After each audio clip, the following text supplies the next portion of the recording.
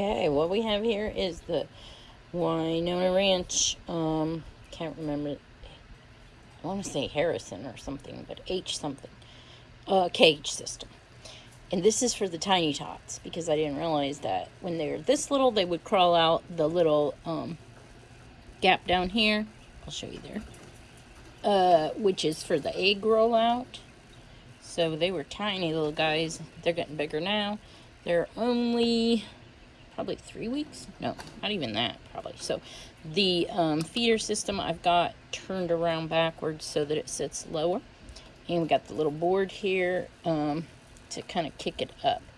Then the water trough system, I have it down lower. I also probably want to request and see if they have one of these water troughs like this without the float system.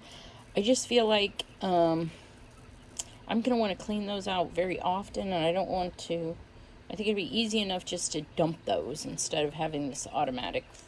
Okay, so I got a lot of ideas and plans in the future. And so if you see the tray here in the back, I've been using just paper in there, and so that was okay. But I had such wonderful results with my vermicasting that I decided to try that. So as you can see, you can mix them in, and then now, I mean, that's going to feed the microbes in the vermicast. Also, if you work them in, I have a little rake that I use, garden rake, hand tool.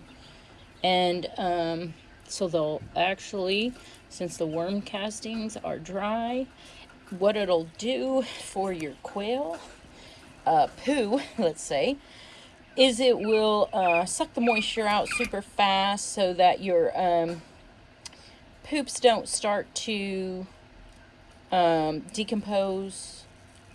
And when they start to decompose, then you start losing your nitrogen in the form of nitrous oxide instead of or nitrate instead of ammonium.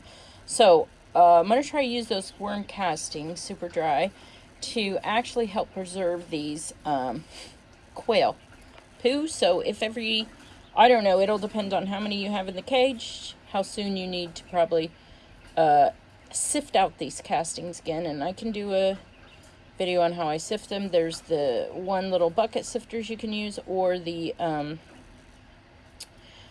I made a tabletop unit, and it's in my worm videos you can watch. So the goal is to preserve these quail, let's call it quail litter, like chicken litter, but you want it preserved. You do not want the nitrogen to get lost. So we will then sift this out once it's nice and dry and package it up so it can be used in the bioreactors for converting all sorts of material into a super rich agriculture amendment. Okay, so I don't want the video to get super long, but it is a lot to it. This cage is kick butt. I'm very happy with this system. Easy to put together. Ladies, these guys got it so that you don't even have to ask for help. Super cool. So I'm probably going to be getting the next one, which maybe it was the community battery I think I'm going to get. Yeah. And we'll see how I like the difference between the two. Each has its separate qualities that you would want. This one, I think for growing out, that's what I want. The little chicks were 2 weeks old when I put them in there. Going to be 3. And the only thing was they did get out under the little rollout, but that's okay.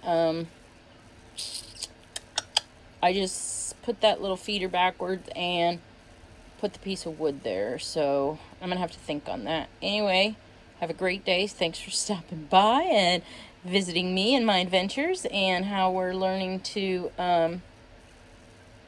preserve these and layer and reuse these living products that we're creating.